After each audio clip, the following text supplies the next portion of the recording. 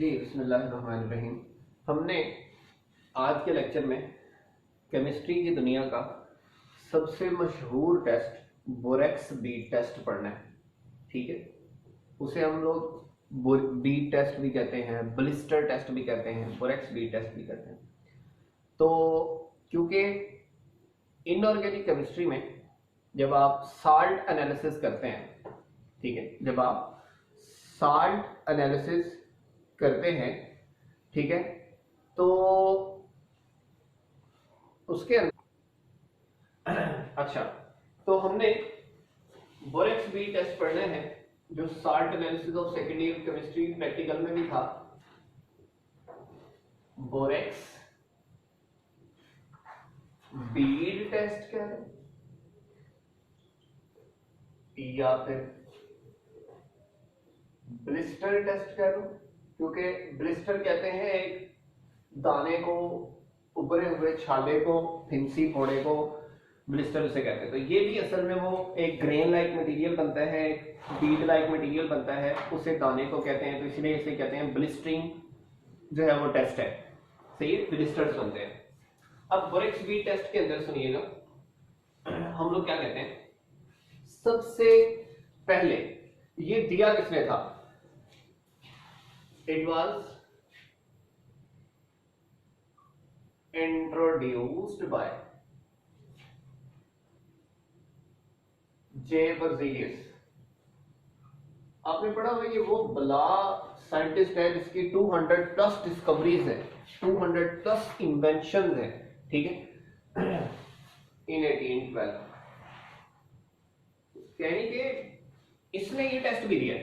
सही है, इस टेस्ट के अंदर अब ये डिफरेंट आयन्स को आइडेंटिफाई करने का तरीका बताएगा। ठीक है, अब इसका मेन यूज क्या है? ठीक है, तो हम इसका यूज पहले समझ लेते हैं कि हमने इसे किसके लिए यूज करना है, ऑब्जेक्टिव इसका क्या है। हम कहते हैं this test is used, this test is used to identify colored cations of salts which are called basic radicals। सिर्फ कलर्ड साल्ट का ये बात काम करेगा, और ये कौन से होंगे? Basic radicals. अब असल में ना, मिसाल के तौर पे जैसे मैं किसी साल्ट की बात करूं तो जरा सुनिएगा, बात जरा सुन लेनी है। मिसाल के तौर पे कैल्शियम या कॉपर सल्फेट है, क्या है? कॉपर सल्फेट है। ध्यान से, कॉपर +2, सल्फेट -2। ठीक है, अब आपको पता है ये कॉपर कहां से आया होगा? जाहिर बात है कॉपर हाइड्रोक्साइड बेस से आया होगा, या कोई भी इसकी रेलेवेंट बेस होगी। और सल्फेट कहां से आया होगा? जाहिर बात है H2SO4 एसिड से आया होगा।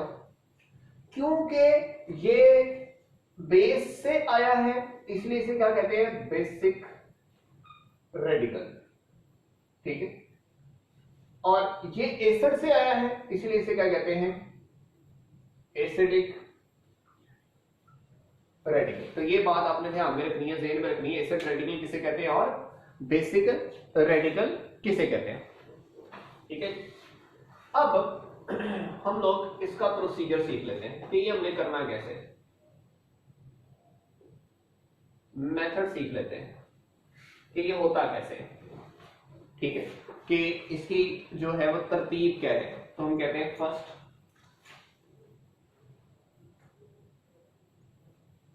we take platinum wire and make a loop। Loop कह लें या हम लोग कह लें कि उसका जो एंड जो है वो एंगल बना देते हैं। Make a loop at its end and heat the wire. उस प्लाटिनम की तार को हमने क्या करना है, हीट करना है। जब वो गर्म होगी फिर हम क्या करते हैं, take some powder of borax, borax का थोड़ा सा पाउडर लेना है, on it and heat it again by which it first swell up into porous mass, ठीक है, and then melt to transparent कह लो या फिर अपना कलरलेस कह लो, ग्लासी बीड, ठीक है। तभी इस बीड की वजह से जैसे बीड टेस्ट कहते हैं, इस बीड के बनने की वजह से जैसे बीड टेस्ट कहते हैं। तो हमने क्या कहा कि हम क्या लेते हैं, पाउडर लेते हैं।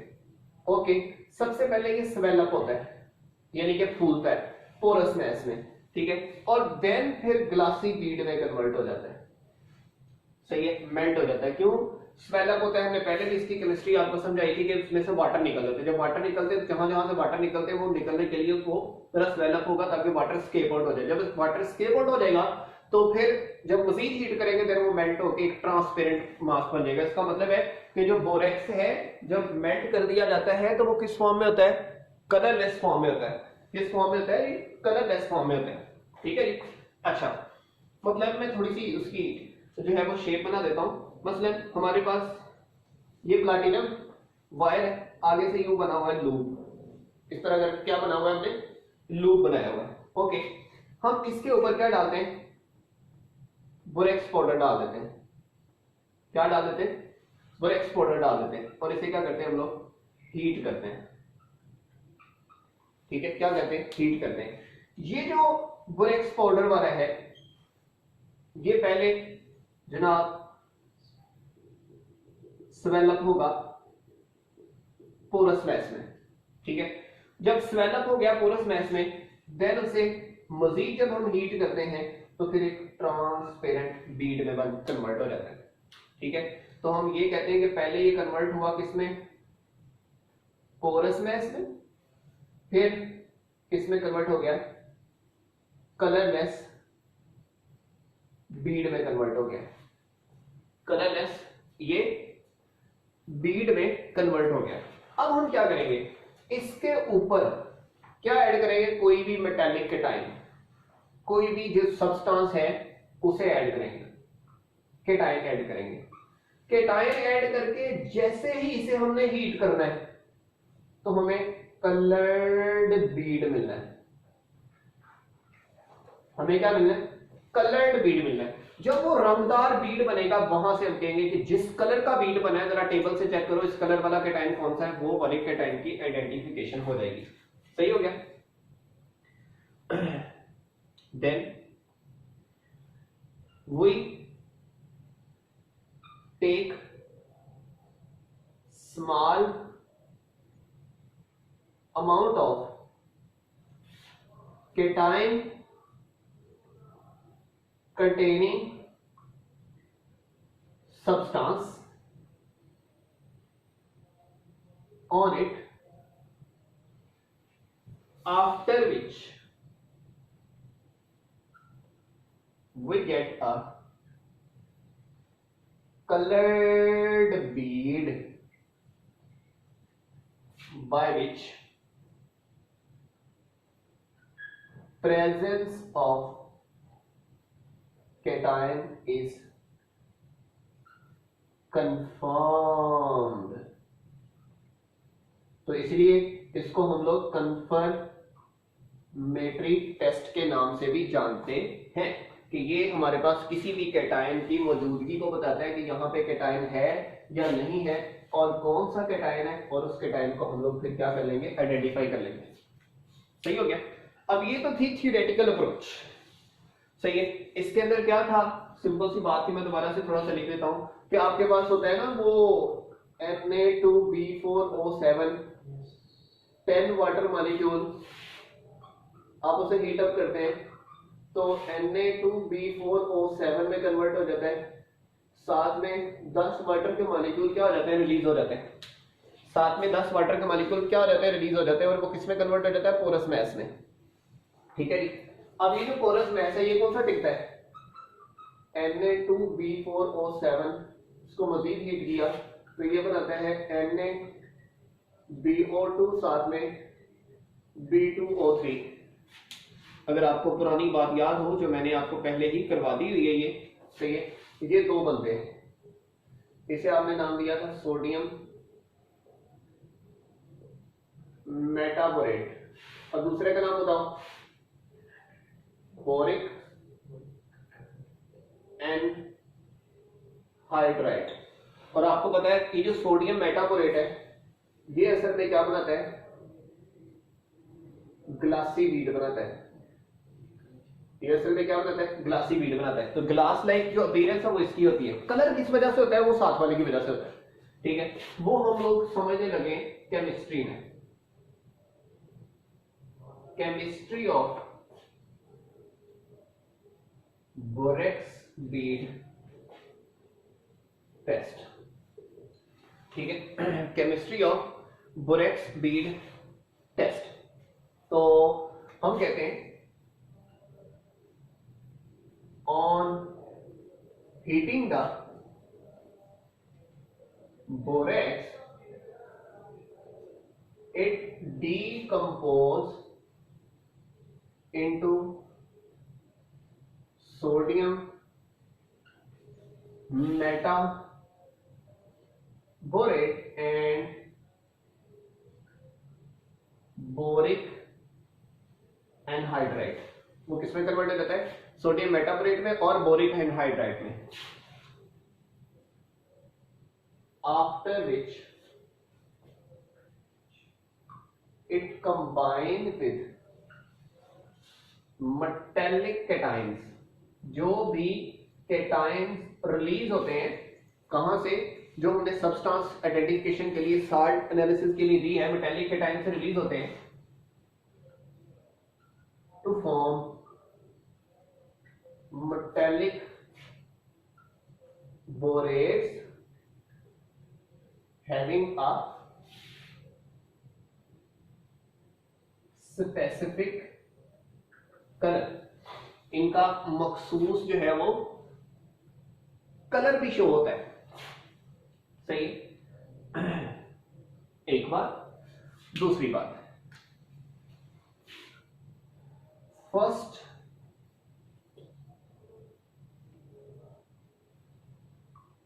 this bead is placed in oxidizing flame and then taken into reducing flame. In this, different colors are shown। इसमें एक कलर नहीं होता, डिफरेंट कलर शो होते हैं। ठीक है, तो ये बड़ी इंपॉर्टेंट चीज है। तो सबसे पहले हमें ये पता होना चाहिए कि जो बोरिक एनहाइड्राइड है ये मिलकर क्या बनाता है, मेटेलिक बोरेट बनाता है। क्या बनाता है, मेटेलिक बोरेट। और उस बोरेट का क्या होता है, कलर। और ये जो कलर है ये दो किस्म का है, ऑक्सीडाइजिंग फ्लेम में डिफरेंट होता है और रिड्यूसिंग फ्लेम में डिफरेंट होता है। मैं इसको दो तीन तरीके से एक्सप्लेन करता हूँ।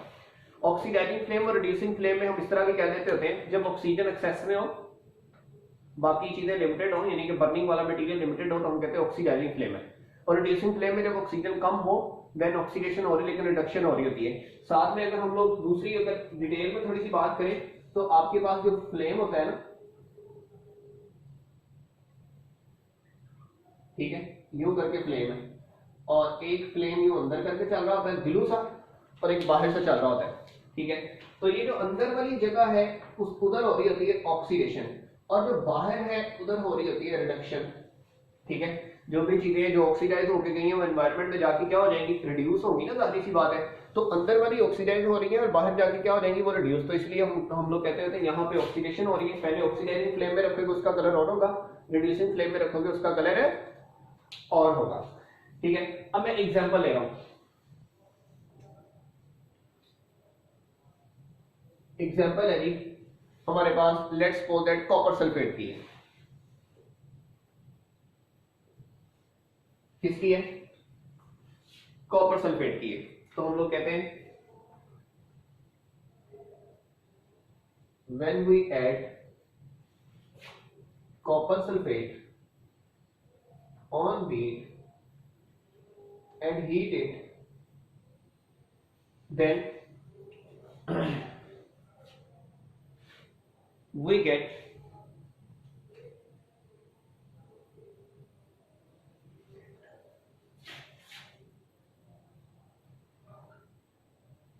blue color of bead। वजह क्या है, इसका जो कॉपर है उसका कलर ही क्या होता है, ब्लू होता है। ठीक है, उसका कलर ही क्या होता है, ब्लू होता है। अब मैं यहाँ पे उसकी जो केमिस्ट्री है थोड़ी सी वो एक्सप्लेन करना चाहता हूं। देखिएगा, आपने यहां तक बोरिक एनहाइड्राइड बना लिया, सही है। अब हुआ क्या, आपने कॉपर सल्फेट दिया हमें, जब इसे हमने डाला तो ये कॉपर +2 और SO4 -2 में कन्वर्ट होगा। कॉपर +2 और SO4 -2 में कन्वर्ट होगा। ओके, हो गया। तो हमें तो कॉपर आयन चाहिए ना। ये जो कॉपर है +2 ये आता है B2O3 के साथ। ठीक है, क्या बनाता है, CuBO2 ट्वाइस, CuBO2 ट्वाइस, यानी कि वो साथ में सल्फेट वगैरह बनते हैं। मैं सिंपल मतलब ऐसे कहूँ कि अगर ये टूटे ना, असल में ये इसकी केमिस्ट्री यूं है, जब इसे हीट करते हैं ना, ये कॉपर ऑक्साइड बनाता है, साथ में SO3 गैस निकलती है, ये तो निकल जाएगी, साथ में ऑक्साइड बचेगा। इसका जो ऑक्साइड है वो रिएक्ट करेगा और ये बनाएगा हमारे पास किस कलर का, ब्लू कलर का। किस कलर का बनाएगा जी, ब्लू कलर का बनाएगा। ठीक है, तो मैं एक दो आयंस की आइडेंटिफिकेशन यहां पे लिख देता हूं। ठीक है, ताकि आप लोगों को MCQs के सॉल्व करने में मदद मिल सके। ठीक हो गया। यहां पर मैं लिखूंगा आयन, यहां पर ऑक्सीडाइजिंग फ्लेम में उसका कलर, यहां पे रिड्यूसिंग फ्लेम में उसका कलर। ठीक है, जैसे कॉपर, क्रोमियम, कोबाल्ट, 2-3 है। एक कॉपर है, क्रोमियम है, कोबाल्ट है। ठीक है, ऐसे ही हम एक दो और कर लेते हैं। निकल है, मैंगानीज है, निकल है, मैंगानीज है। ठीक है, अब कॉपर को देखें, पहले हम लोग कॉपर को देख लेते हैं। इधर ये आता है ब्लूइश ग्रीन और इधर ये शो करता है अपने आप को रेड। ठीक है, और क्रोमियम दोनों में कौन सा कलर शो करता है, ग्रीन, ऑक्सीडाइजिंग फ्लेम में भी और रिड्यूसिंग फ्लेम में भी।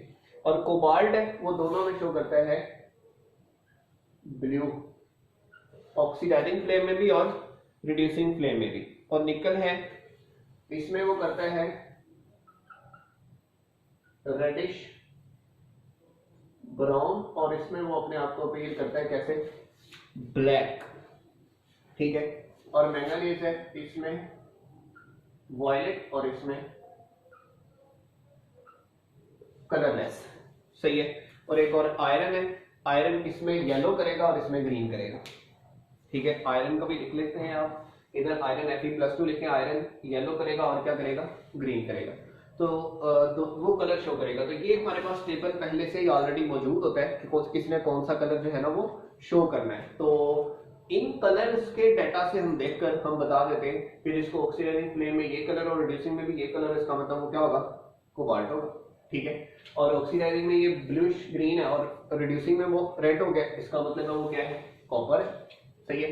तो इस तरह ये डिफरेंट डिफरेंट हम कलर्स को देखकर कैटायंस की आइडेंटिफिकेशन करते हैं। This is known as borax bead test which is used to identify the cations present in salts और ऑक्साइड्स और इन एनी अदर फॉर्म। तो किसी के अंदर भी सोर्स हो, मेटेलिक कैटायन का सोर्स हो, जैसे हम यहाँ पे ऑक्साइड भी सोर्स ले सकते हैं, सल्फेट भी सोर्स ले सकते हैं, Cu+2 हो या ऑक्साइड हो, जो भी हो, उसके साथ मिलकर, ऑक्साइड के साथ मिलकर क्या बनाएगा, बोरेट्स बनाएगा। और बोरेट्स के क्या होते हैं, स्पेशल कलर्स होते हैं, और उन्हीं कलर्स को हम लोग इस्तेमाल करके आइडेंटिफिकेशन करते हैं। तो दो किस्म के टेस्ट होते हैं, एक एसिड रेडिकल होते हैं और एक बेसिक रेडिकल होते हैं। तो एसिडिक रेडिकल्स एनाइंस को कहते हैं और बेसिक रेडिकल कैटाइंस को कहते हैं। तो अगर आपसे पूछ लिया जाए बोरेक्स बीट टेस्ट किसके लिए होता है, कौन से रेडिकल के लिए होता है, बेसिक रेडिकल के लिए, ठीक हो गया। तो यहां तक कोई भी क्वेश्चन हो तो आप कर सकते हैं। Thank you very much, Allah Hafiz.